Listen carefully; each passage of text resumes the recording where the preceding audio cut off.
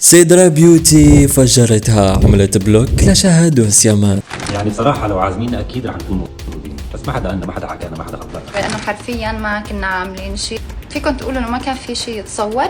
anyways من فترة انتشرت إشاعات كبيرة عن وجود خلاف بين عائلة البيوتي وبين خالهم وزوجة خالهم شهد وسيمان. الإشاعات كانت قوية بس الطرفين ظلوا ساكتين وما حدا وضح، والسبب كان غامض تماما للمتابعين. لكن الصدمة صارت لما المتابعين اكتشفوا أنه سيدرا بيوتي عملت بلوك أو إلغاء المتابعة لشهد وسيمان. الناس قالت هي مو حركة عادية، هي رسالة واضحة، خصوصي أنه قبل هالخطوة كان في ستوريات نزلها الطرفين وشافها الجمهور انه فيها تلميح وتلقيح حكي لبعض، بس ما حدا كان متأكد لحد ما صار البلوك الحقيقي. وهون السوشيال ميديا انفجرت بالتساؤلات، هل الخلاف صار رسمي؟ وليش ما عاد يظهروا سوا مثل قبل؟ وهل في شي كبير ورا الكواليس ما انقال لحد اليوم؟ برأيكم هل البلوك اعلان رسمي للخلاف، ولا ممكن تصير صلحة وترجع المي لمجاريها بين العائلتين؟